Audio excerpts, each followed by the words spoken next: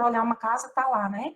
Um suporte de mangueira. O suporte de mangueira ele tem que estar preso lá na parede, então poderia supor que aquilo ali é um acessório do principal, porque o que eu vou fazer com ele no chão, né? Aí a pessoa, no dia de entregar a chave, foi lá e arrancou o suporte da parede, né? Aí sim seria um exemplo, né, de principal e acessório. Mas o que eu, finalizando aqui a minha fala, para dizer que o acessório e principal também pode ser uma convenção entre as partes, tá? E também nós vamos ter situações em que o acessório ele é determinado por lei, ele é determinado pela própria legislação, né? Como aí o exemplo da árvore, que os frutos pertencem, né, ao dono do local onde o fruto cair. Ah, professora, o que isso aí significa? Significa que se você tiver uma árvore no seu quintal, no seu lote, entendeu? E o galho da sua árvore ultrapassar o muro, porque o que o Código Civil fala? Vocês vão estudar sobre isso, que você tem que ir lá e podar. É obrigação sua manter rente os galhos da sua árvore que está dentro do seu lote na demarcação do terreno. Se você não fez isso e o galho espichou e caiu o fruto lá do outro lado, esse acessório aí, esse fruto pertence ao vizinho onde o fruto caiu. Aí já é uma determinação da lei, né? Continuando, leitura. Importantes consequências decorrem da referida regra, podendo ser apontadas as seguintes. Então, nós vamos ver, né, por que a gente está estudando isso aqui, por que é importante, por que está lá no Código Civil. Letra A. A natureza do acessório é a mesma do principal. Se o solo é imóvel, a árvore a ele anexada também o é. Trata-se do princípio da gravitação jurídica, pelo qual um bem atrai outro para a sua órbita, comunicando-lhe seu próprio regime jurídico. Vocês viram que eu dei um bem simplista do suporte de mangueira lá? Então, imagina, a casa, né? O imóvel que está sendo vendido é imóvel.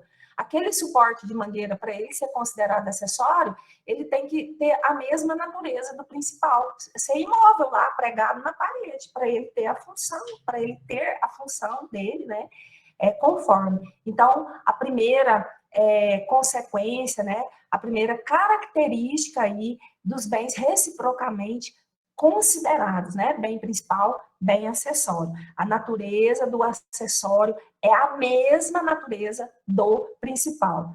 Exemplo, né, se o solo é imóvel, a árvore anexada a ele também o é. Então, o bem principal, né, atrai o outro, o acessório para sua órbita. Então, tendo aí um regime próprio. Letra B.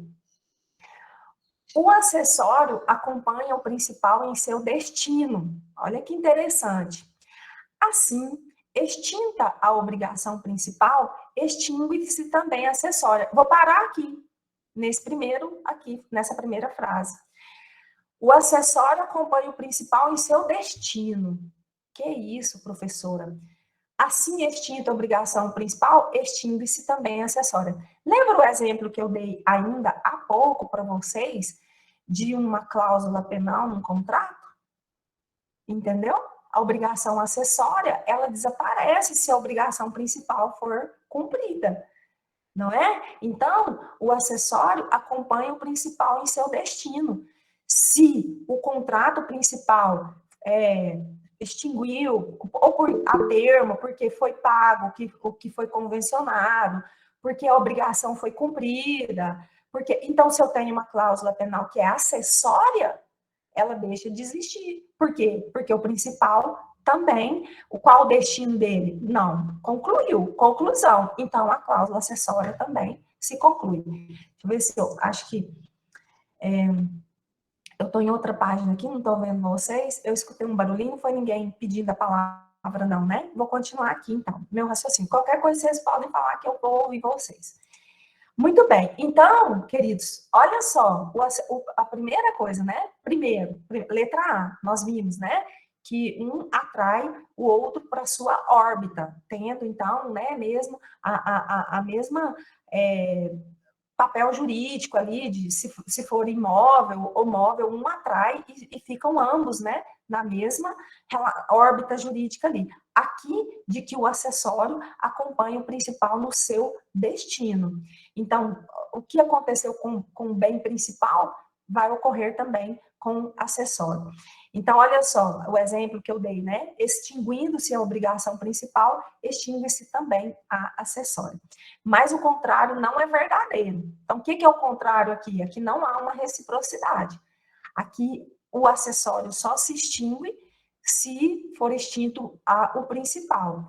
O contrário não é verdade, não se realiza. Extinto o acessório, entendeu? Eu posso, pode haver aí a manutenção do principal, né? Do bem principal, seja coisas, né? Ou direitos, bens ou direitos, como vimos anteriormente. Aqui os exemplos, né? Para nos auxiliar.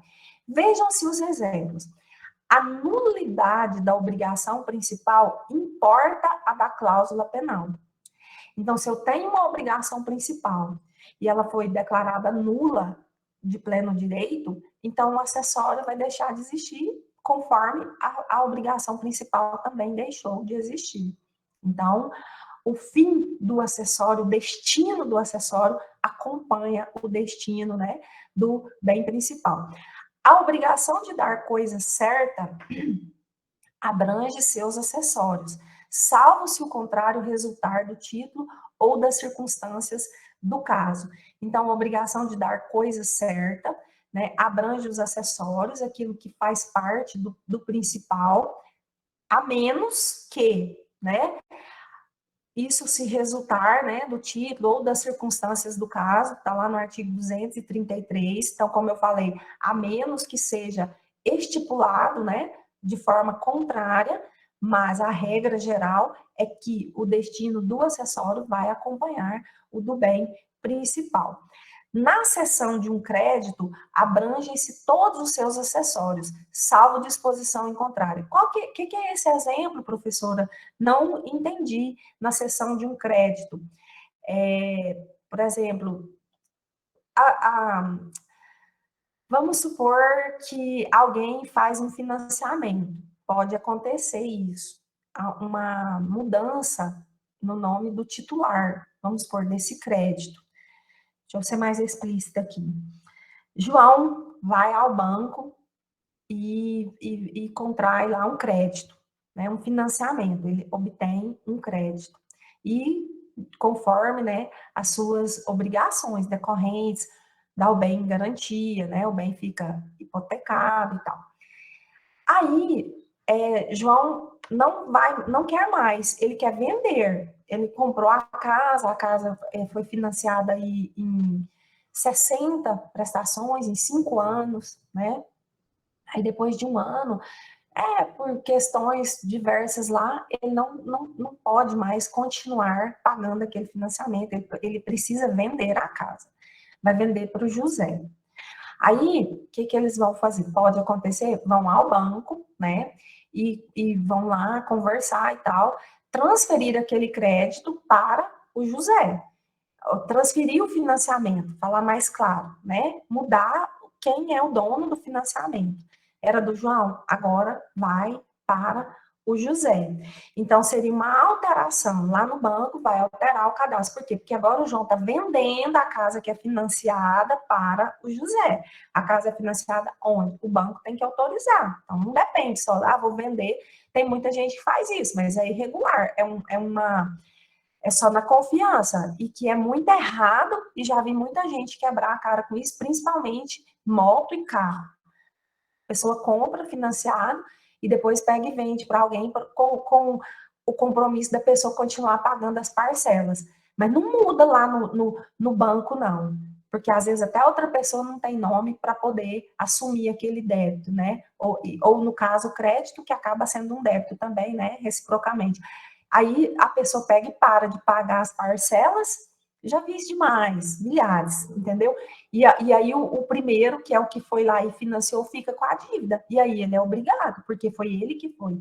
Agora aqui o exemplo é o seguinte, né? Nesse sentido, na cessão de um crédito, abrangem-se todos os seus acessórios, salvo disposição em contrato. Então, estou falando assim, hipoteticamente, numa possibilidade, né? Se o contrato permitir isso, uma transferência do João para o José, então vai transferir isso aí, vai abranger, desculpem, todos os acessórios, tudo aquilo que está estipulado lá no primeiro, agora transferindo para o outro, acompanha. É isso, né, que nós estamos vendo aqui, que o acessório vai acompanhar o principal no seu destino. Então, não vai ficar nada para trás. Então, a gente está vendo aqui alguns exemplos. O próximo exemplo, esse está lá, né, no artigo 287. O último, salvo disposição em contrário, o usufruto estende-se aos acessórios da coisa e seus acrescidos. Salvo disposição em contrário. Então, tá. O que seria o usufruto? A pessoa poder desfrutar, né, de um patrimônio, de um bem, durante um tempo, né? Geralmente, a cláusula de usufruto, que eu já vi, assim, mais comum, né, é quando os pais, em vida, eles fazem a doação do patrimônio para os filhos e já deixa tudo arrumadinho, para não precisar inventariar os bens, mas coloca a cláusula de usufruto. O que isso é na vida real, professora? É assim, vamos supor, o pai, ou a mãe, ou o casal, né, tem um patrimônio, tem fazenda, tem casas alugadas, né, um apartamento, tem tudo isso. Aí eles vão ao cartório e vão fazer uma escritura de doação, já doa em vida, estão vivos.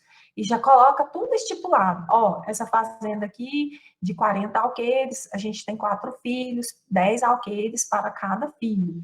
Já passa a escritura de doação, paga o imposto, fica tudo certinho. Só que na própria escritura de doação, ela tem uma cláusula de usufruto, e lá vai estar escrito assim, que os doadores, né, reservam para si o direito de desfrutarem, ou usufruírem, melhor dizendo, né, de usufruírem do bem enquanto vida tiverem.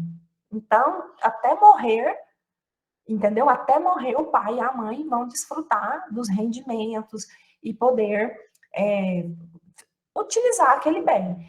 Aqui, o que o Código Civil está falando para a gente? Ó, salvo disposição em contrário. Então, o que eu posso ter lá na fazenda que poderia ser um acessório? Sei lá, um maquinário, o galpão de ordenha poderia ser um acessório, né? Que ele não existe por si, ele só existe lá naquele lugar, porque ele está lá. Estou tentando dar um exemplo aqui. E no usufruto, falar assim, que vai utilizar também aqueles equipamentos que são acessórios lá da terra, da fazenda. Ou não, porque o que o legislador está falando? Salvo disposição em contrário. O usufruto estende-se aos acessórios da coisa e seus acrescidos. Professora, mas o que isso quer dizer, então, para a gente, como advogado, a gente saber como colocar e saber qual a consequência? A consequência é a seguinte, por isso que eu falei, sempre alerta, sempre estudando, sempre questionando para fazer a coisa correta e não trazer problemas.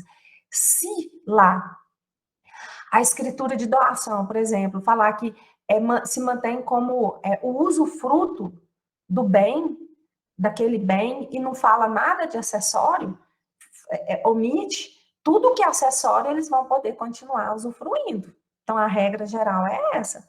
Ó, salvo disposição em contrário. Se o legislador está falando que salvo disposição em contrário, se eu não quero essa regra geral, então eu tenho que colocar lá, ó, fica fora do usufruto e já ocorre como doação a partir da assinatura deste, a utilização do galpão da ordenha, do galpão de, sei lá, o que for acessório, entendeu? Lá. Mas se não tiver essa disposição em contrário, tudo que for acessório poderá ser objeto de usufruto junto com o bem principal, tá bom? Essa é a ideia, então, o que o legislador, né, colocou lá no Código Civil para a gente. Terceiro ponto, o proprietário do principal é proprietário do acessório. Confira-se.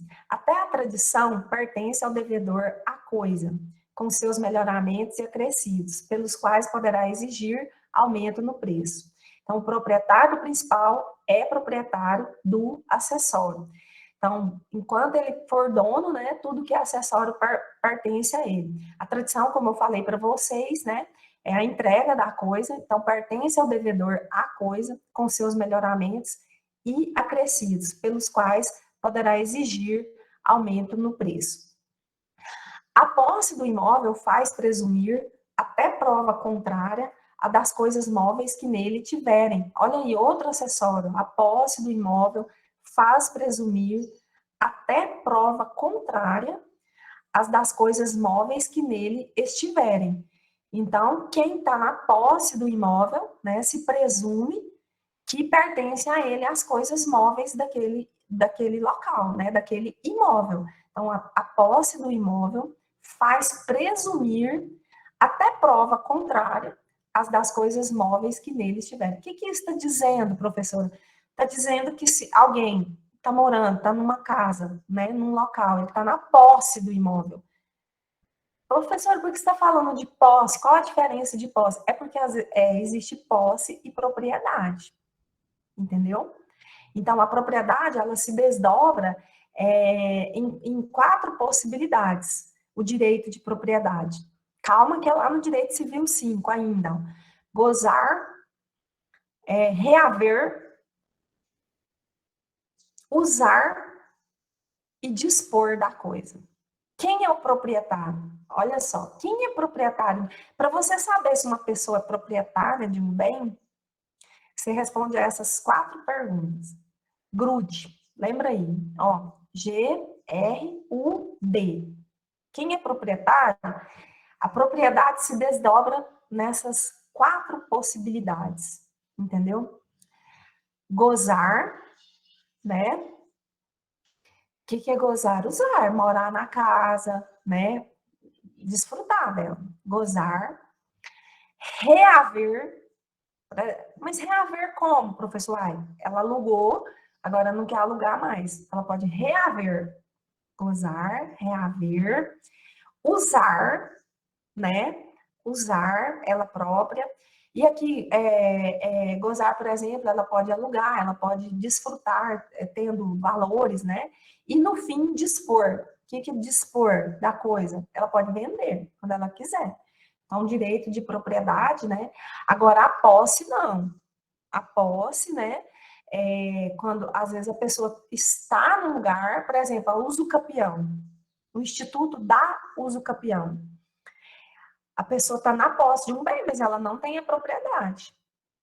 A propriedade não pertence a ela, ela não tem o título, mas ela tem a posse, porque ela está morando na terra, ela, de alguma forma, ela está, né, usufruindo, ela não tem os 4, porque ela não pode, por exemplo, reaver, dispor, mas ela está usando, ela está usufruindo, até se ter a aquisição prescritiva, o tempo para ela poder ter a uso capião, entendeu? Então, aqui dando exemplo, né?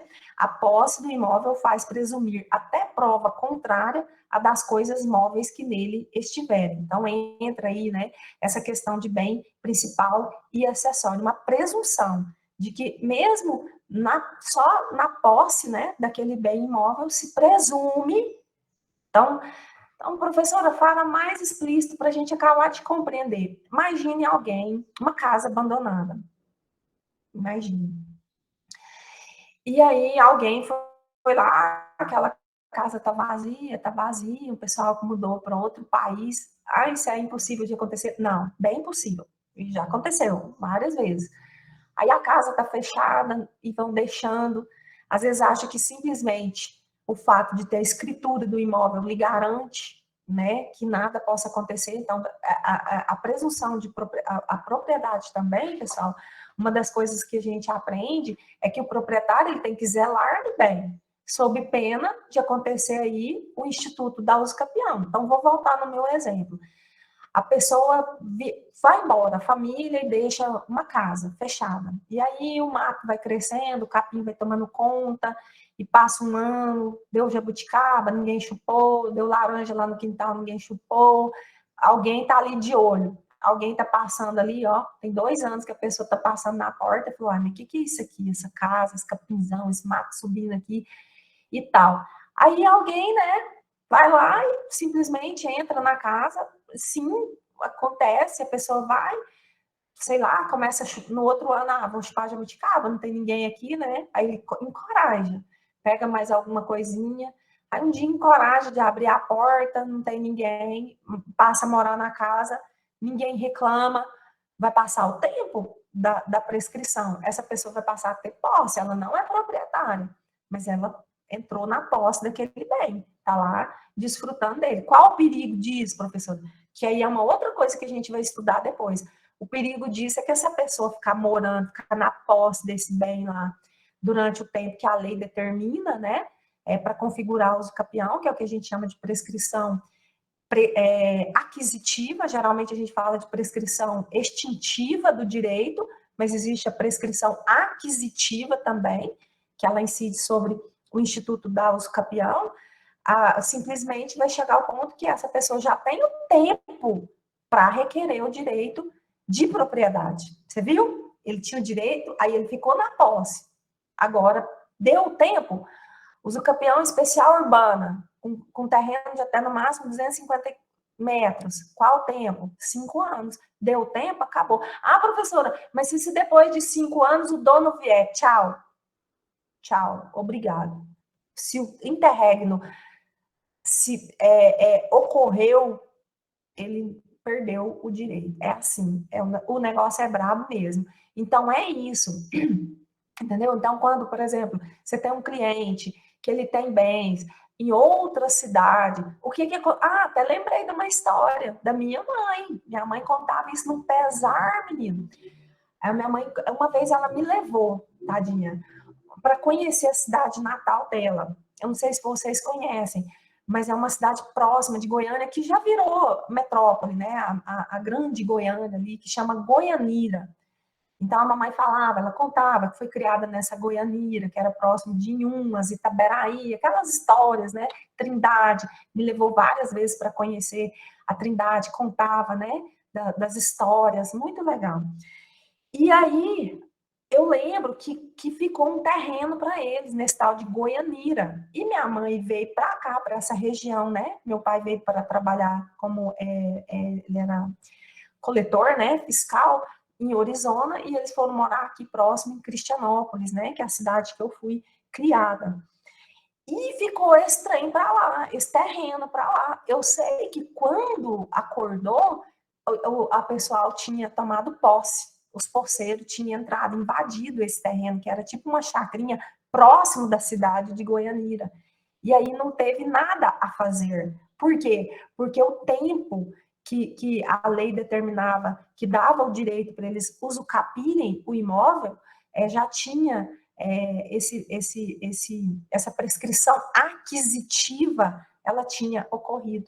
E não foi possível minha mãe fazer nada, só ficou, como diz, com a dor de cotovelo mesmo. Mas por quê? Não cuidou, não zelou. Então, quem tem, né, quando vocês tiverem clientes que têm imóveis em outros estados, em outras cidades, você tem que alertar, não deixa o negócio lá, criar mato de qualquer jeito e ficar lá com ar de abandonado, não. Bota cerca, põe muro, manda capinar o quintal, zela do negócio, porque se ficar com esse ar de abandonado, alguém pode se encorajar, né, a invadir, tomar posse ali, e se passar o tempo, a pessoa entrar na justiça, depois não tem choro e nem mágoa, né? Então, aqui, se alguém está na posse, voltando, né, lá atrás, conversa demais, voltando lá atrás, as coisas móveis se presumem, né, pertencentes a quem está na posse daquele imóvel. Os frutos e demais produtos da coisa pertencem, ainda quando separados, ao seu proprietário. O que é fruto, professora? Produto.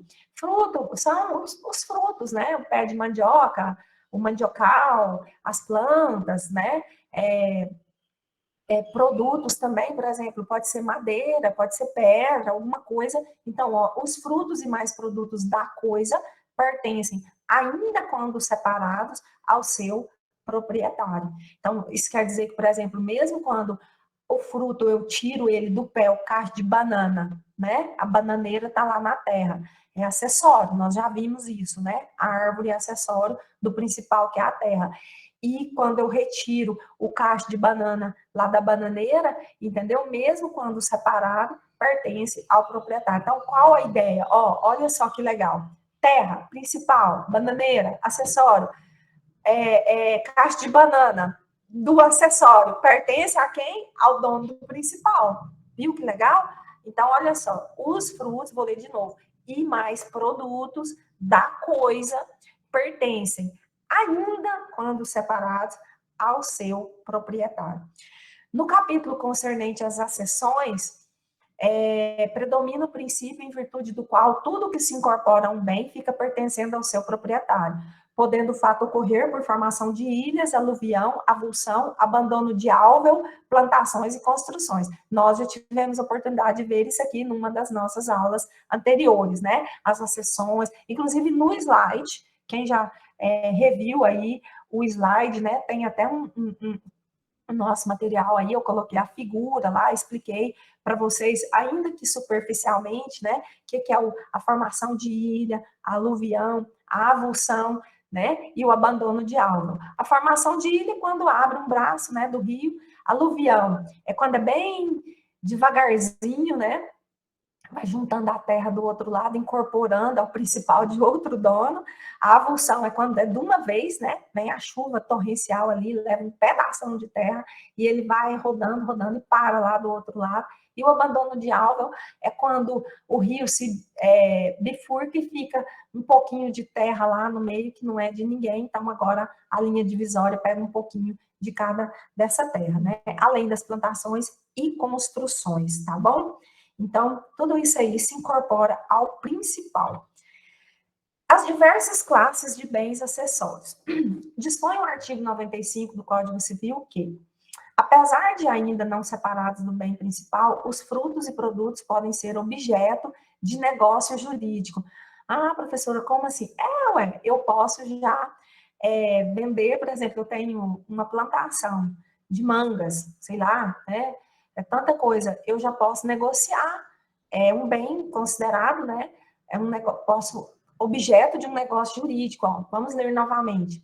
Ainda dispõe o artigo 95. Apesar de ainda não separados do bem principal, os frutos e produtos podem ser objeto de negócio jurídico. Eu posso vender algo, né, um negócio jurídico que ainda não foi separado. Vai ser, que vai madurar, vai ficar no ponto para ser colhido, para ser utilizado, né? E eu posso já fazer um negócio jurídico. Ah, professora, mas corre muito risco, né? Mas isso é muito comum mesmo. As pessoas, às vezes, a safra não foi colhida ainda, e às vezes já fazer o negócio, porque a pessoa quer um adiantamento, quer um pagamento anterior, e fazer o negócio da colheita, a colheita que ainda virá ser objeto, né, de um negócio jurídico. Olha só que interessante, né? O acessório ainda não foi separado, esse bem, né, do principal, mas já pode ser objeto, como o cacho de banana, né? Ah, não, me vende esse cacho de banana aí. Não, mas tá verde ainda. Não, mas me vende, eu já vou te pagar quando ele madurar, né? Compreende-se, pois, na grande classe de bens acessórios, os produtos e os frutos. Então, agora a gente vai detalhar, aprofundar mais um pouquinho aqui, né? Então, o que são produtos? São as utilidades que se lhe retiram da coisa, diminuindo-lhe a quantidade, porque não se reproduzem periodicamente, como as pedras e os metais, como eu falei para vocês das pedras, né? É um produto. Continuando, vou voltar à leitura que eu conversei aqui antes. Produtos são as utilidades que se retiram da coisa, diminuindo-lhe a quantidade, porque não se reproduzem periodicamente, como as pedras e os metais, que se extraem das pedreiras e das minas. Distinguem-se dos frutos porque a colheita destes não diminui o valor nem a substância da fonte, e a daquele sim. Ah, tá, professor. Então, o produto é um acessório que está lá no principal, mas quando eu retiro, ele não vai se reproduzir, ele vai diminuir. Sim, imagine que você descubra lá um pedaço de terra que você tem, sei lá, uma pedra que possa ser utilizada, né, na construção civil, sei lá, imagine você encontre uma grande pedra de mármore, imagine, né, vai ficar rico e você comercializa esse mármore. Então, esse produto, ele vai ser retirado, né, do bem principal, ele está lá como acessório, porque ele só existe, porque ele está lá do bem principal, e ele é um produto, por quê? Porque quando você for extraindo esse produto, ele não vai se reproduzir nunca mais, bom, depois de milhões de anos, né? Ou talvez até bilhões de anos, né? Ele pode vir a tê-lo novamente, mas não assim, né? Como um fruto, que o fruto periodicamente ele se reproduz. Então, essa é a grande diferença, né? Aliás, duas grandes diferenças, né? Do fruto e do produto, porque o produto ele não vai tê-lo periodicamente, ele retira também, diminui o valor, né? Porque ele retirado uma vez, como ele não vai se reproduzir, então há uma diminuição no valor, né, do bem principal. Já o fruto não, como o fruto é periódico, imagina, né? Você tem uma lavoura lá, uma plantação, colheu o fruto, daqui a pouco a safra vem novamente, vamos imaginar aí uma grande lavoura de café, né? Café, a lavoura de café, ela dura em média aí uns 15, 20 anos, né? Para você ter que replantar o café. Então, todo ano ali, né, a safra tá ali firme. Então, é diferente, né? O produto do fruto. A diferença é importante em matéria de usufruto, que só dá direito à percepção dos frutos, artigo 1934. Adverte, porém, Clovis Bevilacqua, que quando a relação jurídica se estabelece em atenção à exploração de alguma pedreira ou mina, e quando o usufruto se constitui sobre mina ou pedreira em exploração, os produtos consideram-se frutos. São, nesses casos, produtos normais da coisa. Então, aqui a gente para um pouquinho, né, para a gente fazer uma análise aqui. Olha só, lendo detalhadamente cada parte, né, e discutindo aqui. Então, quando a relação jurídica se estabelece em atenção à exploração de alguma pedreira ou mina, né, e quando o usufruto se constitui sobre mina ou pedreira em exploração, os produtos consideram-se frutos. Por quê? Porque a pessoa vai ter uma relação jurídica em cima daquilo mesmo, daquela exploração em si. Ou o próprio usufruto. O próprio usufruto, ele vai ter tido como fruto. Por quê? Porque é o usufruto em relação àquela exploração, aquela mina, aquela pedreira, o que já está sendo feito, né? São, nesses casos, produtos normais da coisa. Então, olha só, primeiro, ele fala, né? A diferença é importante em matéria de usufruto, voltando lá atrás para a gente entender, que só dá direito à percepção dos frutos. Então, regra geral, usufruto só dá direito à percepção do fruto. Fala aí, professora, vida real, para a gente entender, a pensar a coisa concreta aqui na nossa mente. Vamos imaginar um casal que doa uma fazenda como para o filho e coloca cláusula de usufruto. Ó, a gente já vai deixar doado aqui, a gente tem um casal de filhos, nós já vamos fazer a doação em vida, passar a escritura, pagar imposto, porque quando a gente morrer não tem treta nenhuma, tá tudo pronto, né? Já tá tudo resolvido. Só que a gente vai colocar uma cláusula de usufruto. Então, o usufruto dá direito à percepção dos frutos, ou seja, o pai mais a mãe que vai continuar usufrutuário daquele bem, ele não pode perceber os produtos, ou seja, ó, doou, tá doado. Se descobrir que tem uma pedreira de mármore lá, entendeu? Uma pedra de mármore lá para ser explorada, os doadores não vão poder dispor disso, porque é um produto. É um produto. Essa é a regra geral. Aquela pedra tá lá, não é fruto. Ah, mas e os frutos? Os frutos podem. Os frutos podem colher, né? Tudo que tem lá de fruto, beleza. Só que aí, né, o autor traz aí uma ressalva para nós. Quando a relação jurídica, porque aqui a relação jurídica, ela foi em cima de um bem imóvel. A doação, a relação jurídica foi em cima de um bem imóvel. Então, a regra geral é que no usufruto, só a percepção dos frutos.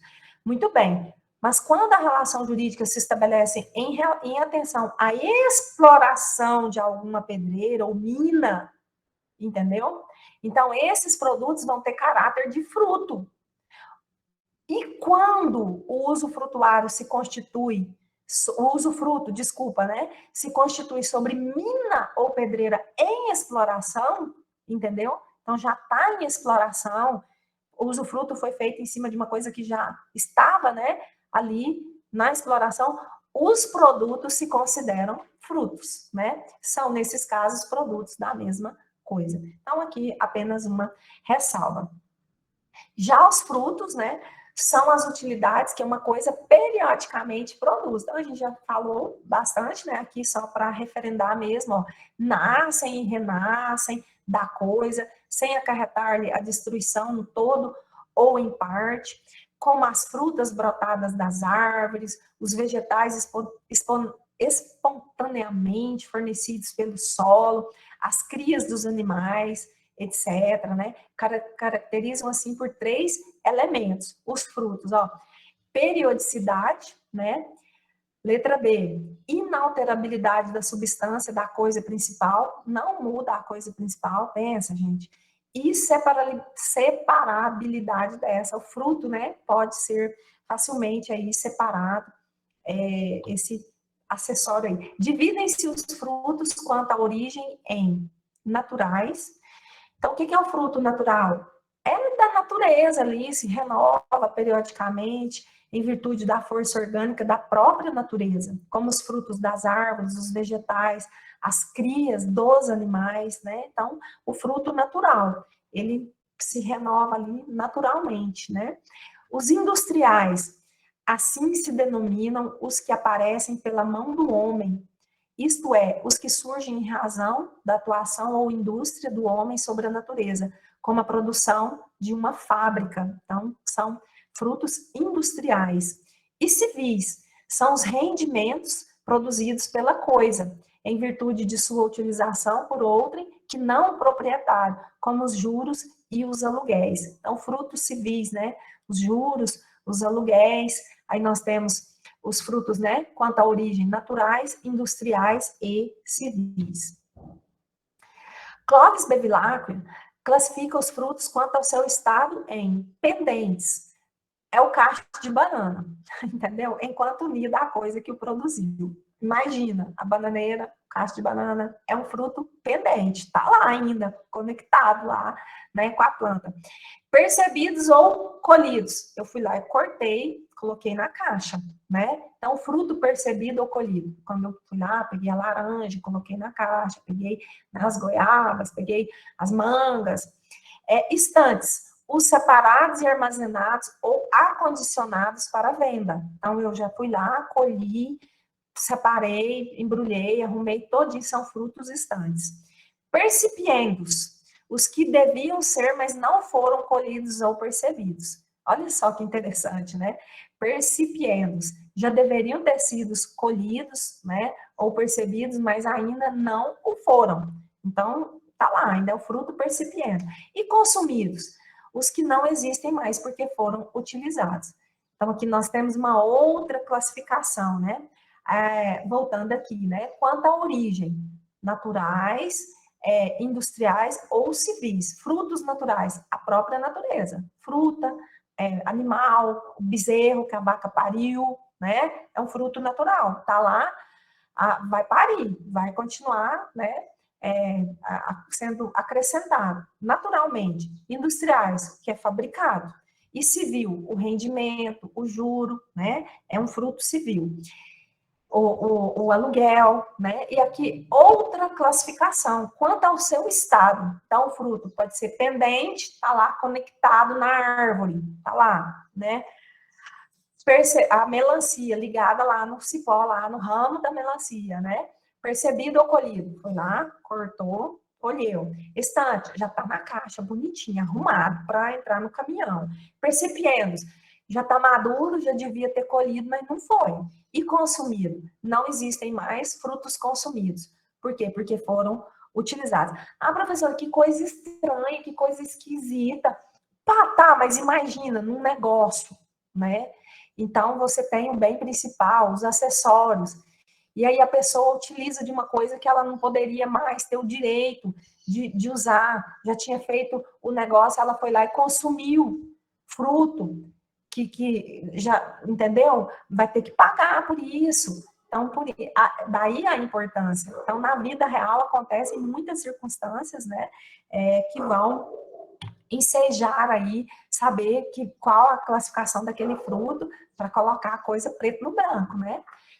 Orlando Gomes considera essa classificação a mais importante divisão dos frutos, devido aos seus efeitos práticos, principalmente no que concerne a posse. Então, voltando aqui, porque Carla Pinto. O áudio está falhando, tudo bem? Oi? É o meu microfone, tá falhando? O áudio. Isso, não sei se é só aqui para mim. Não, aqui tá claro. Mais alguém? Me dá um feedback aí? Deve ser que o ano também ficou ruim, desculpa interromper. A Maria Rita também falou que tá ok. O Carlos falou que acredita que seja o seu. Então, Carlos, o da Carla tá dando... Para mim, o da Carla apareceu bem chiado, né, queridos? Eu acho que vocês ouviram também o áudio dela, né? O da Carla tá falhando. É o da Carla. O Leandro compartilhou aqui com a gente, interagindo aqui na aula. Leandro, quando meu pai ainda era vivo, ele comprou uma roça em Lusiânia. O vendedor fez constar no contrato que a próxima festa religiosa que rolaria no povoado dentro da roça teria as rendas apropriadas por ele. Um fruto da terra que teve que ser especificado no contrato. Que legal, Leandro. Olha aí, gente, vida real. Estão vendo? Especificado no contrato. Olha só. Que joia isso que o Leandro postou aqui pra gente. Lembra que eu falei hoje ainda há pouco que a regra geral é que o acessório acompanha o principal? Que se não tivesse colocado isso aí no contrato do pai do Leandro, o pai do Leandro simplesmente, o cara ia falar assim, eu que vou pôr as barraquinhas aqui da festa, ou sei lá como que é essa renda da festa, o pai do Leandro tá assim,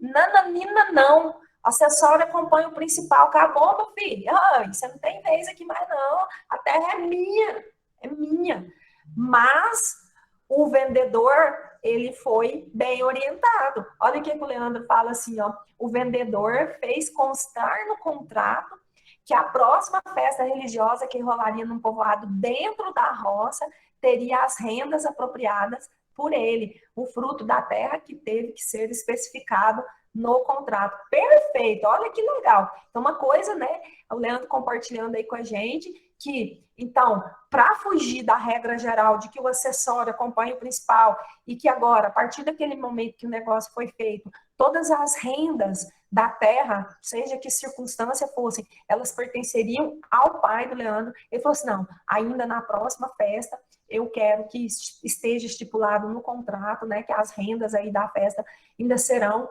minhas. Muito jóia. Tá. Leandro, achamos inusitado porque não era boi, nem vaca, nem nada. Olha só, o Leandro continua aqui. Era uma festa, o resultado do aluguel, a gente não achou nada especial, mas era... Santo Deus, Leandro, mas era 45 mil, ou seja, frutos importantíssimos. A gente acabou de falar, fruto civil. Olha aqui, ainda professor, ele entra em qual categoria? É um fruto civil. Entendeu? Por quê? Porque era a renda do aluguel da terra.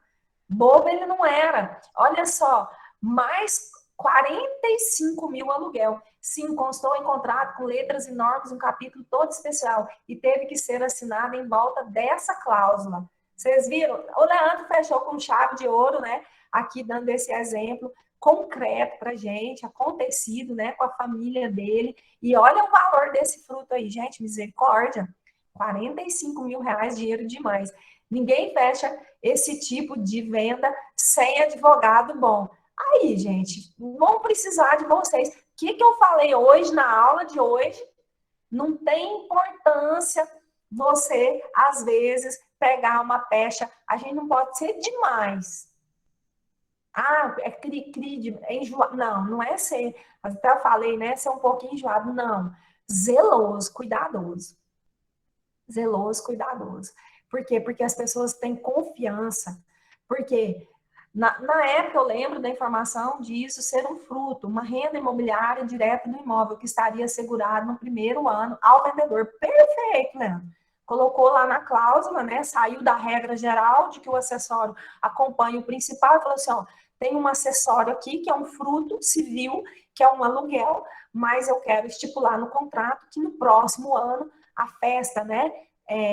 Religiosa do próximo ano, ainda a renda do aluguel do terreno onde acontece a festa pertence a mim. Então, por isso que eu falei, né? Quando a gente vai acompanhar, assessorar uma pessoa, né, num contrato de compra e venda, a gente tem que ser curioso, muito curioso, igual, né, questionar por quê e tudo mais para fazer uma coisa, porque senão lá na frente, né, o seu cliente vai ficar chateado porque você não deu toda a clareza, toda a cobertura que precisava ser dado, né? Então, nesse caso aí, foi um acordo entre as partes, o pai do Leandro já sabia, né, que mais ou menos que era uma renda, isso entrou, talvez ele entendeu assim, entra como parte do pagamento, porque às vezes se ele não abrisse mão, imagino, dessa renda do próximo ano, às vezes não teria feito o negócio ficaria preso, aí por mais isso, ele pode ter pensado, vivi até aqui sem a renda dessa terra, dessa festa, fico mais um ano, vou fechar o negócio, porque para mim é importante ter essa terra, né? Então, por isso que a gente precisa ser curioso, precisa ser detalhista, precisa ser organizado, tá? Dando dica profissional para vocês aí, vocês já fazem desde o primeiro trabalho, né, ser bem organizado, bem disciplinado, bem criterioso, fazer um bom contrato, explicar para os clientes que vale a pena, às vezes, gastar um dinheiro com um bom contrato, um bom advogado, mas evitar futuras dores de cabeça, né? Claro que é igual o Leandro brincou outro dia, né? Ainda bem que tem treta todo dia e tem negócio mal feito todo dia, porque senão também que seria de nós para desatar tanto nó, né? Mas quando é a nossa parte, o nosso cliente, a gente tem que fazer bem feito, porque é o nosso nome que está em jogo, né? Outra coisa, alguns alugam roça e pasto e fazem constar no contrato que piquezeiros, mangaba, jatubá, etc. e outras árvores do cerrado não podem ser tocadas, bem como a coleta delas, mesmo estando a fazenda alugada, é do proprietário e não do locatário. Viu? Vocês viram que nós vimos hoje na aula ainda, o Leandro está trazendo aqui, né, de forma bem ilustrada, bem legal para a gente, que nós falamos isso na teoria, agora ele mostrando aí na prática, que os frutos, o acessório acompanha o principal, salvo, né, que algumas situações eu posso, né, retirar isso do contrato e estabelecer de outra forma. Então, olha só, que ele fala, achei isso aqui muito interessante, né? É a primeira vez que eu vejo falar que alguém celebra um contrato, e eu gostei muito disso, né? Porque, professora, por que você gostou disso? Agora eu vou entrar numa parte, né, que às vezes a gente critica muitas pessoas por não terem essa visão de preservação. Por exemplo, eu não sei se todos vocês aqui já chuparam, já se deliciaram com uma mangaba. Vocês não têm noção, não, gente, do que é essa fruta. Mangaba é uma fruta maravilhosa aqui, né, do bioma do Cerrado, nós, principalmente aqui em Goiás. E aí o povo chega igual um trator esquisito, você tá entendendo? Arrancando pé de óleo, arrancando pé de jatubá, arranca pé de... Qual que é aquele que dá uma tirinha assim, que dá muitos pedacinhos, ele parece um algodãozinho tão gostoso. Ele dá um favo grande e por dentro a gente abre, ele parece um algodãozinho, a gente chupa aquele algodãozinho, ingá. O povo derruba o pé de ingá, o pé de mangaba, o pé de mamacadela, o pé de piqui, sabe? Uma coisa assim, vou falar para vocês, verdade, essa chácara nossa aqui, bem próximo da cidade, igual eu descobri qual a estrada que vai para nossa chácara. É a estrada do Cruzeiro, do Morro do Cruzeiro. Onde agora eu já sei, que agora eu estou aprendendo as regiões de Pires do Rio, agora eu sou piresina já de morada mesmo, né? E então, o pessoal cortou tudo, gente. Eu encabulo, e é uma chácara tão pequena, 2 alqueires, o que você vai fazer? Assim, a menos que você tenha um projeto, porque não dá para você criar gado. Às vezes a gente até aluga lá para pôr um gadinho solteiro, mas 25 cabeças não dura muita coisa. Por quê? Porque o povo derrubou tudo, fez só capim. Aí eu falo, gente, mas como que uma chácara de lazer, você derruba pé de mangaba, você derruba o pé de piqui, você derruba tudo. Então, esse contrato que eu gostei disso, viu, Leandro? Porque aí o pessoal vai lá e fala, ó, pode usar, mas o piquizeira, mangaba, o jatobá, vocês não triscam, não. Outra coisa, vou falar para vocês que quem vai, não sei se vocês conheceram essa fruta. Não é comum hoje, porque acabou tudo, o povo tira tudo. É gabiroba, que é uma fruta deliciosa. Ela é um ramo no chão, como se fosse, né, um raminho, e ela dá uma frutinha redondinha, assim, amarelinha. Uma delícia, gente. Ó, tem muitos anos que eu não chupo uma gabiroba, porque você não acha. Antigamente, você ia num lugar, né, e tinha aquele tanto que ele dá naturalmente, né? Hoje, você não encontra uma mangaba, essas frutas, né? Eu gostei disso. Pode nem parecer, mas um pé de piqui pode render R$ 3.000. Imagina uma roça de gado que tem, em média, 2 pés por alqueire. Imagina, né? Porque hoje você vende 1 litro de piqui caro, né? E todo mundo gosta. Deixa eu ver aqui. A delícia maior da mangaba é o preço da caixa dela no Ceasa. É caro, Leandro? Nem imagino. Isso. Os meninos falando aqui, né, da fruta, eu falo, né, a gente falava angá, né, mas eu acho que o nome dela verdadeiro é o ingá, mas é isso mesmo, né? Outra coisa que tem que constar no contrato mesmo é a questão das colmeias de mel. Olha só, gente.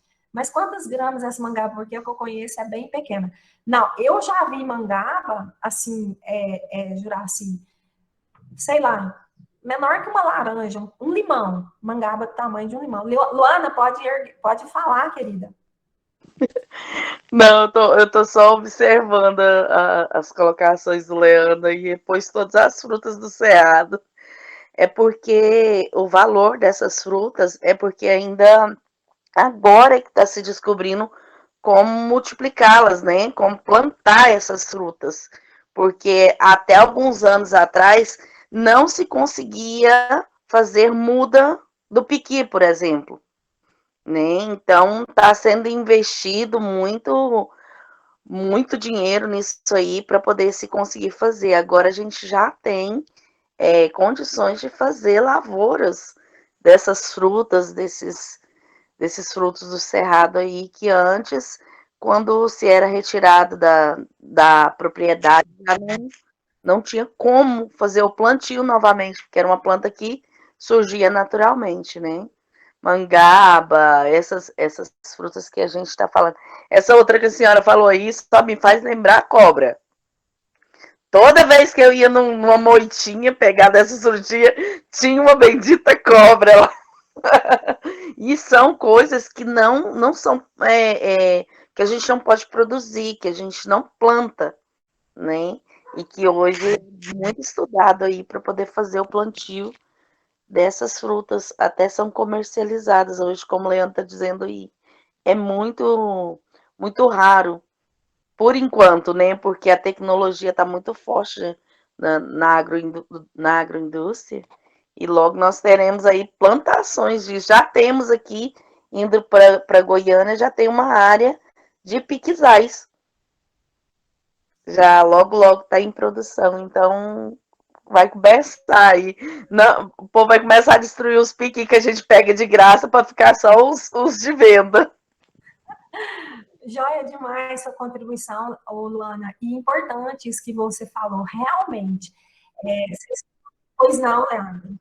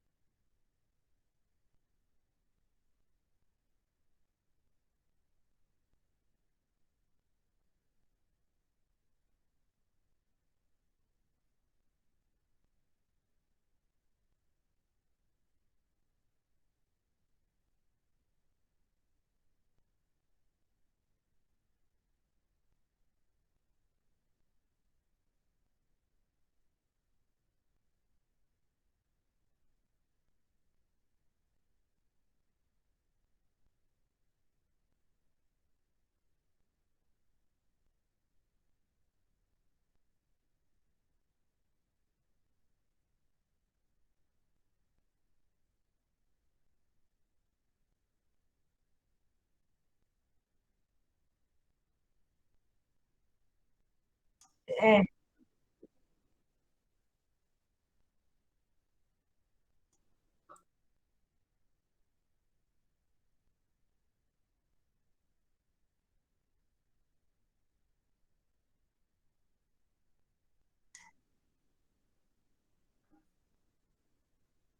nossa,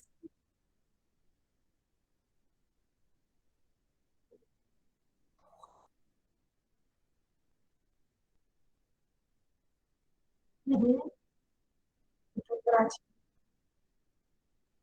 Não, Leandro, é verdade. Complementando a sua contribuição, a da Luana, eu quero só dizer para vocês que, além disso, do consumo que está sendo valorizado aqui, as plantas do Cerrado também já têm exportação para Dubai. Isso eu estou falando porque, gente, eu participei de um curso sobre frutos do Cerrado. Quando eu morava em Passa Quatro, eu e meu esposo, nós fizemos, nós chegamos a plantar nessa outra chacrinha que a gente tinha lá, mamacadela, mangaba, piqui. A gente ganhou, nós ganhamos todas as mudas do viveiro municipal, né? E essa propriedade que a gente vendeu lá. Então, e nesse curso foi falado que já há exportação caríssimo e vão para hotéis finos em Dubai. Eu falei assim, gente, às vezes a gente aqui, que é o goiano mesmo aqui, não temos, às vezes, o prazer, né, de desfrutar de uma mangaba, dessas frutas aí que nós comentamos, e tá indo para outro país. Então, como você falou, Leandro, agora começa o despertar. E só complementando isso aí que você falou, por exemplo, o barum. Lá nessa outra chácara tem, está lá ainda, né? Vários pés de baru nascidos naturalmente. E a gente não sabia, passou há quantos anos? Lá quando a gente, foram 20 anos que nós trabalhamos nessa terra, né? Quando, tem até uma foto, meu marido puxou a água, né, do córrego com mangueira para trazer lá para o lugar que a gente começou a construir. Meu filho, que hoje tem 21 anos, era um bebezinho, eu dando banho nele num tamborzão daqueles de óleo, ele cortou o tambor no meio, aqueles de plástico azul, e fez uma banheira, né? E tem a foto, um giralzinho lá. E a gente não sabia. Eu, por exemplo, eu demorei a saber que a castanha do baru vale fortuna, como diz o Leandro, a castanha do baruzeiro. E lá aquele tanto, né, de baru nativo. Aí nessa aqui nós já plantamos. Já está grande, os pés de baru já estão maior que eu. Então, por quê? A gente vai aprender a ter essa consciência, né? Que os frutos, hoje os frutos do cerrado têm valor, bastante valor agregado aí, é o principal, né, pessoal? Os meninos falando aqui, né, das frutas que são caras, né, e tem muita, isso, cagaita. Essa cagaita eu conheço também, ela é do cerrado, sorvete de mangaba, né, iguaria de hotel de... Aí o Leandro comentou a mesma coisa, isso mesmo, Leandro. Olha só, isso o pessoal comentou nesse curso. Um pé produz 2.000 quilos, olha só. Tem uma amiga que tem um pé de mangaba no quintal, nem vou contar para ela, senão nunca mais como de graça. Isso mesmo, Ana. Né, professora? E são frutas que só produzem aqui, né? O interessante é que você não acha. Em outras regiões do Brasil mesmo, você não acha elas.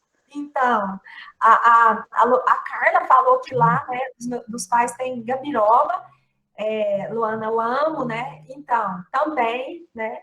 É gostoso Nossa, demais. é bom a gente ficar sabendo disso, que quando começar as aulas presenciais, nós já sabemos o que nós vamos pedir para levar esses coisas. Exatamente, né? Isso mesmo. Então, os frutos aí têm seu valor, né, pessoal? Bom demais.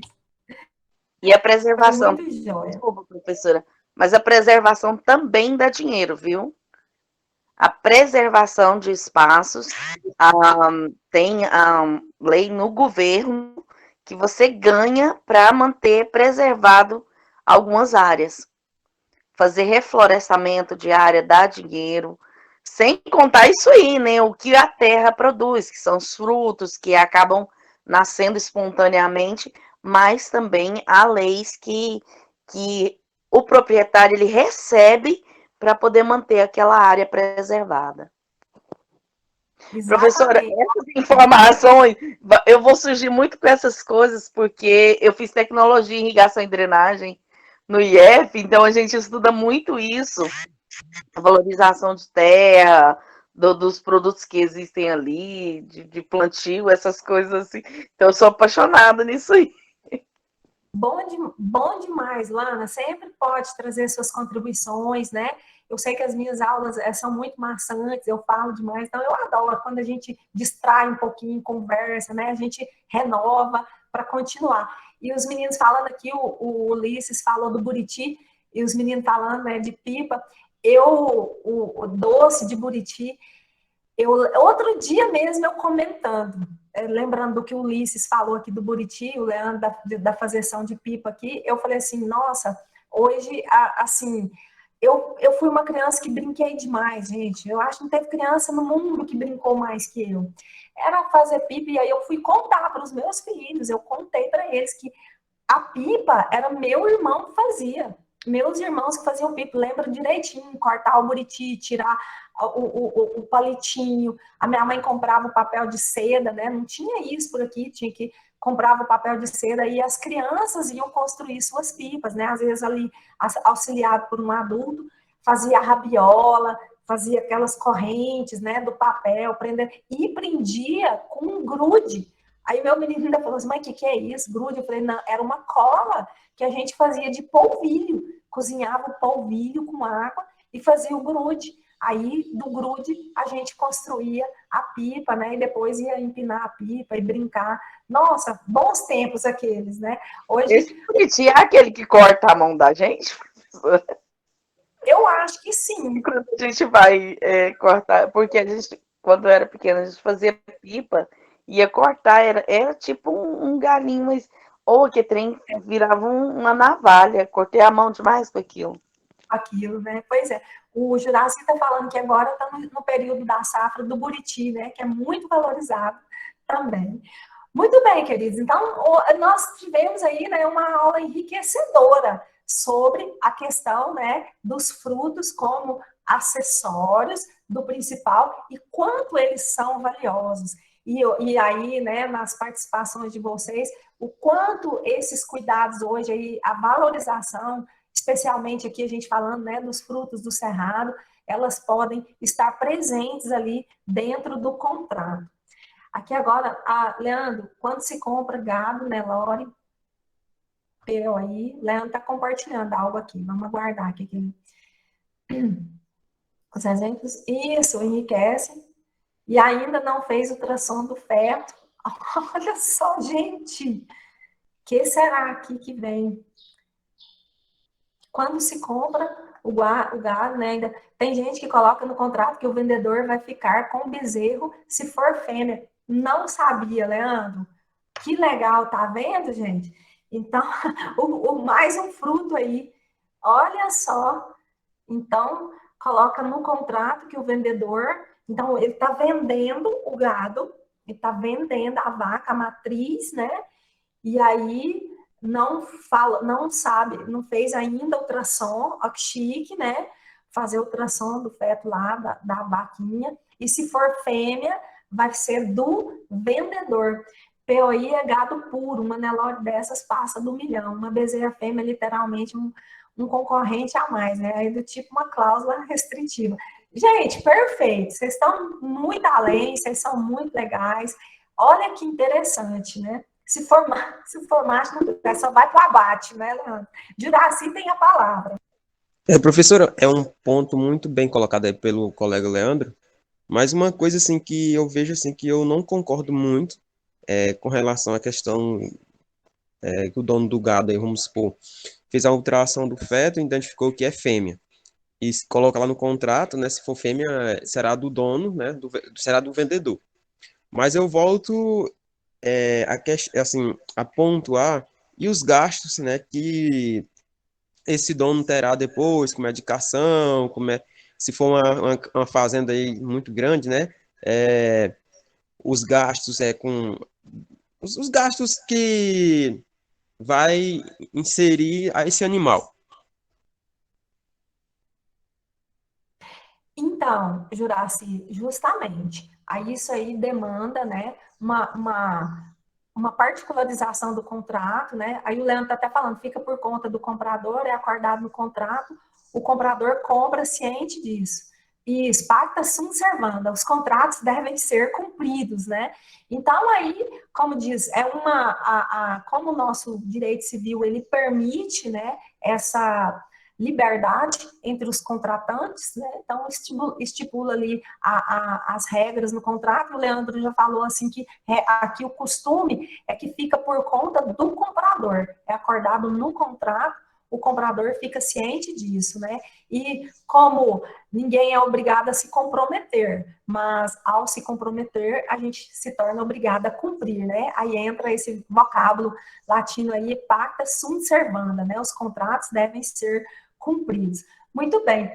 O mercado de gado tem muitas peculiaridades. Por exemplo, o comprador retira o gado sempre, o vendedor jamais entrega, parece besteira, mas é a tradição do comércio. Por tirar e buscar, entenda-se as guias sanitárias e a vacina. Então, por isso que quando a gente fala fontes do direito, por que sempre a gente estuda o costume como uma das fontes? Lembra? Todo o ramo jurídico, a gente fala das fontes, doutrina, a lei, a jurisprudência, às vezes dependendo, né, tratado internacional, dependendo, né, do ramo jurídico, e o costume, tá aí, bem de forma bem clara, uma situação em que o costume do lugar é a regra. Ah, professora, mas em que isso se aplica? Se aplica na possibilidade de um litígio que venha a surgir, como o magistrado pode fazer o deslinde da questão? Através do costume. O que é o costume? O costume é que o comprador que busca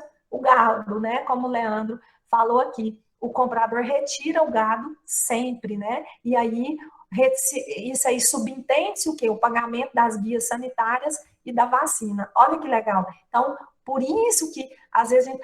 Porque costume, né? Fonte do direito como costume. Eis aí, né, uma resposta, um exemplo claro aí para gente. Vocês devem ter visto os grandes pecuaristas de pires na porta do banco, tudo sujo de bosta de vaca, com suas botinas rasgadas. Mas não tem um deles que não seja assessorado por grandes advogados. Achei que penal era detalhista, estou mudando de ideia. Vocês viram? Olha só, assessorados por um grande advogado. Eis aí a questão, né? A nossa importância, o quanto a nossa profissão ela é importante. E conhecimento é poder, né, gente? Já tem... Esqueci o nome do pensador que falou isso, é um filósofo, né, bem conhecido, que tô com o nome dele aqui, mas agora me fugiu. Conhecer é poder, né? Então, a pessoa que tem conhecimento dos seus direitos, procura um bom profissional, e aí estará você lá, né, para atender esse produtor, para atender essa pessoa, e dando aí todos os detalhamentos, trazendo, né, todos os seus direitos aí à tona. Muito bem, agora nós vamos falar sobre as pertenças, tá bom? Prescreve com efeito o artigo 93 do referido diploma. As pertenças são pertenças os bens que, não constituindo partes integrantes, se destinam de modo duradouro ao uso, ao serviço ou aformoseamento de outro, né? Os negócios jurídicos, artigo 94, que dizem respeito ao bem principal, não abrangem as pertenças, salvo se o contrário resultar da lei, da manifestação de vontade ou das circunstâncias do caso.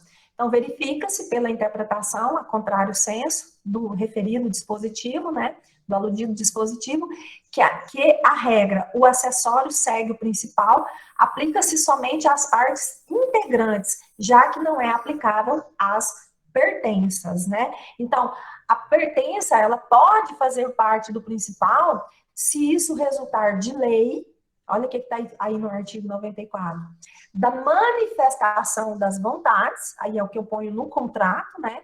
Ou das circunstâncias do caso.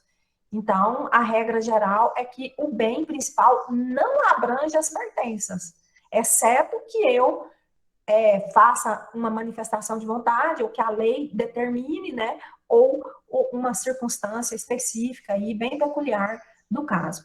As benfeitorias Também se consideram bens acessórios todas as benfeitorias, qualquer que seja o seu valor, tá? Desde o direito romano, classificam-se em 3 grupos as despesas ou os melhoramentos que podem ser realizados nas coisas. Antes da gente falar o que é uma benfeitoria, né? Da gente especificar aí os tipos de benfeitorias. Tudo aquilo que vai agregar um valor, né, para o bem principal. E essa agregação de valor pode ser por um fato necessário, que acaba, mesmo sendo necessário, quando eu realizo aquilo, eu melhoro, né, de alguma forma, algo que talvez não seja necessário, mas é útil, ele vai trazer utilidade, né, facilidade, e por fim, aquilo que não é necessário, talvez não seja útil, mas é um aformoseamento, um embelezamento que também agrega valor, tá? Então, as coisas de luxo, as coisas chamadas voluptuárias, né? Elas também agregam valor. Ontem mesmo, né? A hora que a gente voltou, acabou ficando à noite, né? Escureceu, porque eu ainda fui em outra consulta mais tarde, demorou demais, fiquei até chateada, porque achei até meio desrespeitoso, que eu acho que eu esperei quase umas 2 horas, mas enfim, faz parte do sistema, né, gente? Aí a gente voltou à noite. E quando virou naquela curva lá que passa em frente à fazenda do Gustavo Lima, eu acho que eu nunca tinha passado lá à noite. Eu até comentei, falei, nossa, parece até uma cidade. Quanta lâmpada acesa, né? Aquela coisa e tal. Tudo aquilo ali é uma benfeitoria voluptuária, porque não é nem necessário e nem útil, mas traz aquele embelezamento, aquele aformosamento, né, para o bem principal. Então, nós temos benfeitorias, como eu disse, necessárias, úteis e voluptuárias ou de luxo, tá? O Código Civil brasileiro considera necessárias as benfeitorias que têm por finalidade o quê? Conservar um bem, para ele não deteriorar. Ah, professor, um exemplo de uma benfeitoria necessária. Eu vou lá, tá caindo uma água da chuva que tá descolando a pintura da parede, tá estragando de alguma forma, eu mando fazer uma calha. Eu mando construir uma calha, né, bem feita e tal, para canalizar a água da chuva, dar um direcionamento para ela e manter, né, a incolumidade da parede ali e tal. Isso é uma coisa necessária, né? Útil, ela vai facilitar a utilização do bem, algo, né, que vai trazer aí, eu vou construir, por exemplo, fala uma coisa útil, professor, uma garagem, imagina, né, eu tenho ali uma casa, e aí eu construo uma garagem, então uma coisa muito útil, não é necessário porque eu posso pôr o carro pode ficar no tempo também, mas é muito útil, né?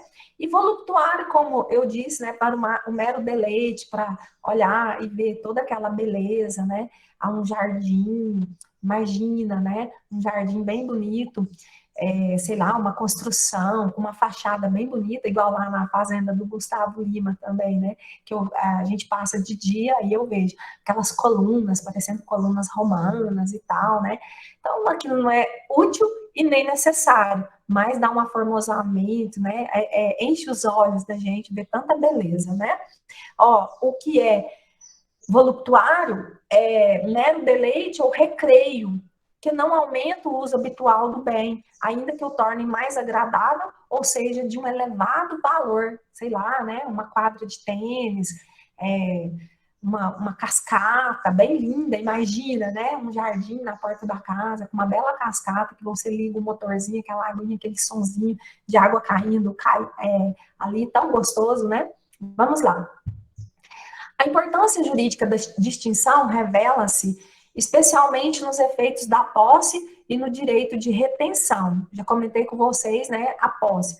Também no usufruto, na locação, na extinção do condomínio, no direito de família, no direito das obrigações e no direito das sucessões. Então, essa divisão, né, das benfeitorias em úteis, necessárias e voluptuárias, olha como elas vão ter efeitos, né, em várias relações jurídicas, posse, usufruto, locação, etc. Quem deve, no direito das obrigações e no direito das sucessões também.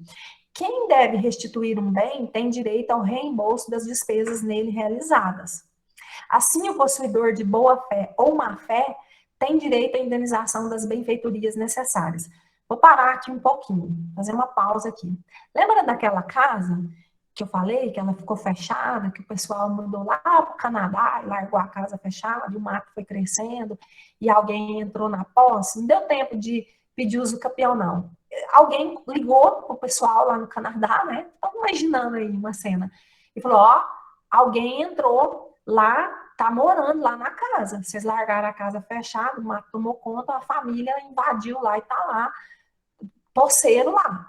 Aí a família entra em contato com você, você é advogado, imediatamente manda procuração, tal, e você vai ingressar com o quê? Uma ação de reintegração de posse. Ele é um possuidor, vamos, sei lá, né, vamos que seja de boa fé ou má fé, não importa. Por que não importa? Porque se ele fez alguma benfeitoria necessária, ele tem direito de ser restituído. O que poderia ser necessário, professora? Ó, a porta lá da cozinha estava com os vidros quebrados. A pessoa até tirou foto, estou imaginando uma situação bem sui generis, né? Bem especial. Tirou foto lá e mandou colocar vidros novos. Isso é necessário. Por quê? Porque a pessoa agora vai sair do imóvel, porque entraram com a reintegração de posse, mas houve aí, né, essa realização de uma benfeitoria necessária. Então, olha só, assim, o possuidor de boa fé ou de má fé, não vou entrar em detalhes, que vocês vão aprender isso aqui lá no Civil 5, quando é que é uma posse de boa ou de má fé, tem direito à indenização das benfeitorias necessárias. Aqui, para mim, o que interessa dizer para vocês é que numa situação de posse, seja de boa ou de má fé, alguém que fez uma benfeitoria necessária, entendeu? O que caracteriza? Acabamos de falar, a conservação do bem. É necessário para conservar o bem, entendeu? Ele tem direito a ser ressarcido. Mesmo ele tendo invadido, professora, aí teve uma ação de reintegração de posse no tempo hábil, né, para não configurar a aquisição prescritiva da uso capião, e aí lá nessa ação de posse, a pessoa se defendeu e tal, falou, mas eu gastei isso, eu gastei tanto para reformar a porta, para reformar a calha, para tirar uma goteira do teto. Eu refiz o forro, porque goteirou e o forro de gesso caiu, eu mandei refazer. São coisas necessárias, então ele pode ser ressarcido, independente se a posse foi de má fé.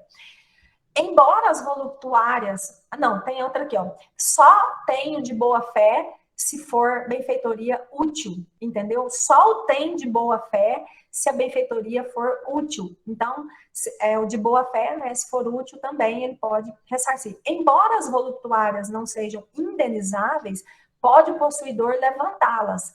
Apenas ao possuidor de boa fé se admite o exercício do direito da retenção. O que é um possuidor de boa fé? Imagina alguém que faz um negócio com alguém que era... Para lá, vamos voltar lá na nossa primeira aula. Incapaz. Não sabia. Fez um negócio com uma pessoa incapaz. Boa fé. Foi lá para dentro do imóvel, de boa, com o contratinho na mão, na maior boa fé do mundo. Depois vem alguém, o representante dessa pessoa, sei lá, né? Ingressa na justiça para anular o negócio jurídico. Anular. Por quê? Porque foi feito por agente incapaz.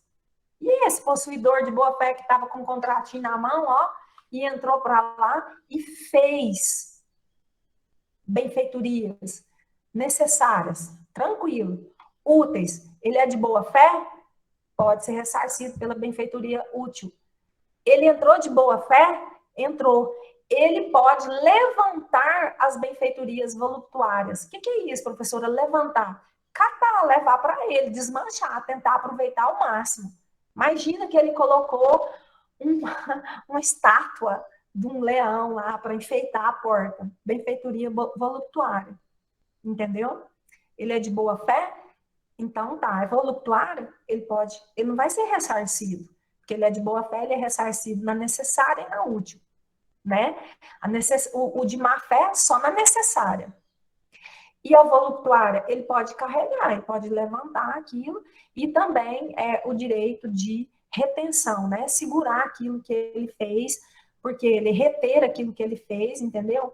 é porque ele era um possuidor de boa fé, nesse exemplo bem simples aí que eu dei para você, tentei imaginar aqui uma situação, né, de um possuidor de boa fé, né, o de má fé é aquele que entra sabendo que não pertence a ele, ou, por exemplo, ele estava alugado, e aí para de pagar o aluguel e fica como possuidor má fé. Por quê? Porque ele sabe muito bem que não é dele. Ele sabe que tem um proprietário. Agora ele está na posse, só na posse, de má fé, porque sabe que não pertence. Então, a grosso modo aí, só para a gente fazer essa separação. Continuando, artigo 97 do Código Civil. Não se consideram benfeitorias os melhoramentos ou acréscimos sobrevindos ao bem sem a intervenção do proprietário, possuidor ou detentor. Esses acréscimos são acessões naturais que ocorrem em virtude de aluvião, avulsão, formação de ilhas e abandono de álveos. Então, não é benfeitoria esses melhoramentos que aconteceram sem intervenção do proprietário. Para ser melhoria, é ele que pagou para fazer, foi lá e fez, consertou, botou a mão no arado ali, né? Melhorou, construiu, organizou, tirou a goteira, colocou a calha, reformou o portão, colocou vidro na vidraça que estava sem vidro. Não é benfeitoria se esse acréscimo, esse melhoramento aconteceu sem a intervenção dele. E aí esses acréscimos, né, são as acessões naturais que nós já estudamos.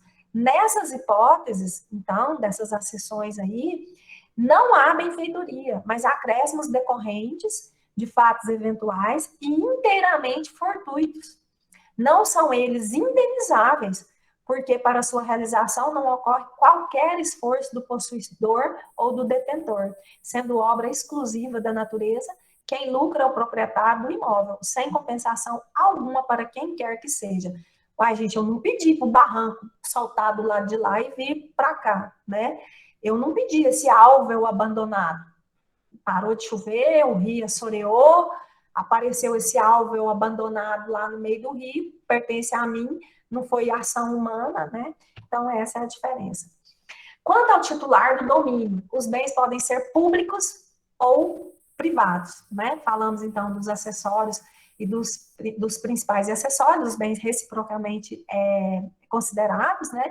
E agora, finalizando a nossa aula, a gente fala bens quanto ao titular do domínio. Então, os bens podem ser públicos e particulares. Bens públicos são aqueles pertencentes ao Estado. E aí, Estado, entenda-se, né? Município, Estado, Distrito Federal e a União. E os bens particulares, né? Que são, que não é detentor, a pessoa jurídica de direito público, então é uma pessoa privada, uma pessoa particular, né? Pode ser pessoa física ou jurídica, tá? Os bens particulares podem pertencer a uma pessoa física, a Maria, ou pode pertencer também um bem particular a uma pessoa jurídica, a empresa tal, CNPJ tal, né? Artigo 98 do Código Civil considera públicos os bens de domínio nacional pertencentes às pessoas jurídicas de direito público interno, e os particulares são definidos por exclusão.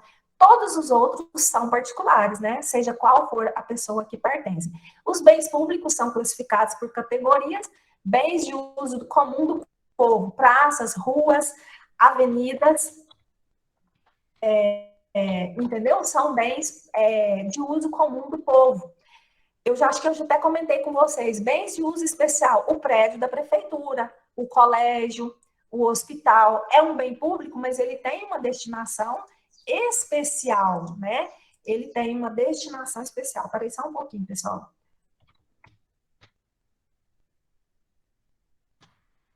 Vou abrindo a nossa chamada aqui, que eu até assustei a hora que eu olhei no relógio aqui. E os bens dominicais? Como ele tem característica de um bem privado, de um bem particular. Ele não está afetado.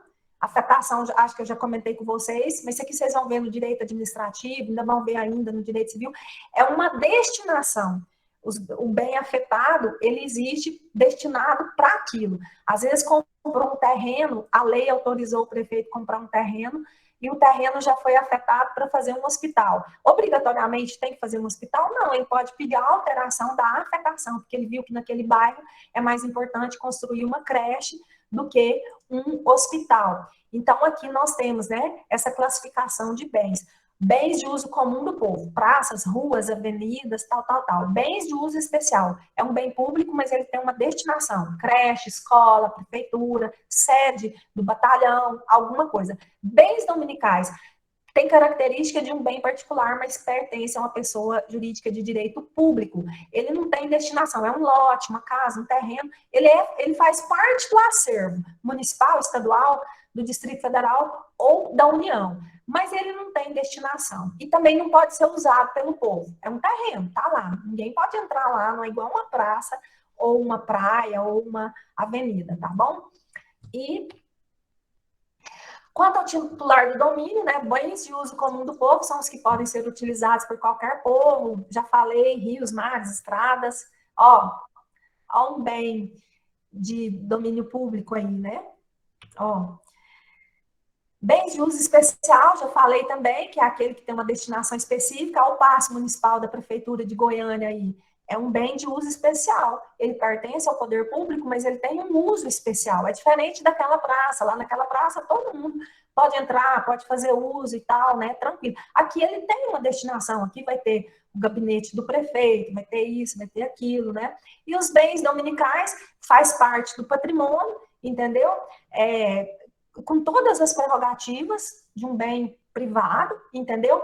Mas não estão afetados, a finalidade pública específica. Então, já expliquei também. Então, queridos, é isso, né? Deu uma corridinha aí no final, mas conseguimos, né? Esse finalzinho aí é bem tranquilo. Gente, basicamente, queridos, uma coisa eu quero dizer para vocês, lógico, não para deixá-los, né, malemolentes, preguiçosos, né? Apesar de que vocês não são, mas o que eu quero dizer é o seguinte, é que tudo que nós vimos aí, tudo vocês ainda vão ver, entendeu? Em outras circunstâncias. Mas por isso, nem por isso, né? Não coloquem, né? Como uma coisa de somenos, que não precisa ser valorizado, porque, não, a professora diz que a gente ainda vai ver isso aqui no administrativo, bens públicos, a gente vai ver posse lá no civil, sim, e tal. Não, porque se vocês já conhecerem, né? Tudo que nós vimos aí hoje, né? Já auxilia demais. Quando chegarem lá, né, estão bem tranquilos. Preenchendo nosso diário aqui. Bens principais e acessórios e bens públicos e privados. Muito bem. Já estou fazendo a chamada aqui, pessoal. Ana Joaquina. Ana Luísa. Presente. Anderson. Presente. Andressa. Presente. Bruna de Oliveira. Presente, professora. Cauê Inácio. Daniele Vaz. Davi Caixeta. Eduardo Nascimento. Poxa vida. 5 alunos já com falta. Eric Rezende. Esther Salles. Presente. Fernanda Bonfim. A professora Joaquina está com problema na internet, eu acredito que tenha caído. Fernanda, né? Então vou deixar a frequência presente. Gabriel Lucas. Falta. Geraldo Afonso. Presente. Glaciele Batista. Falta. Igor Gonçalves. Juraci. Presente. Juraci presente, Igor falta. Cárice Alessandra. Eu aqui presente. Presente. Carla Pires. Presente. Carlos Presente. Leandro. Luana. Presente. Lucas Cauã. Lucas Cauã falta. Luiz Fernando. Luiz Fernando falta. Marcos Paulo Souza. Presente. Marcos Vinícius Tavares. Presente. Maria Eduarda Carvalho Guimarães. Presente. Maria Eduarda Souto Felipe. Falta. Maria Rita Rodrigues. Presente. Maiara de Oliveira. Presente. Maísa Camargos. Falta, Maísa. Pedro Paulo. Presente. Romário Gonçalves. Falta, Romário. Wilza Morim. Presente. Ulisses. Presente. Vitória. Professora, Ana Luísa falando. Não é porque a Ana Joaquina tá falando no chat, eu não sei se ela ficou com falta. Ah, tá. Deixa eu ver aqui. Ana Joaquina, estou presente. Sim, Ana, já corrigi aqui. Perfeito. Gente, um Professora, grande ele foi com falta? Quem? Eric. Vamos lá, Eric. Estava, agora não está mais. O meu áudio estava desligado. Tá bom? Gente, ó, beijo grande para vocês. Até a Professora, a próxima. Fernanda também está presente, tá? Fernanda. É porque eu tô com o barulho da impressora aqui, eu não tinha ligado o microfone. Coloquei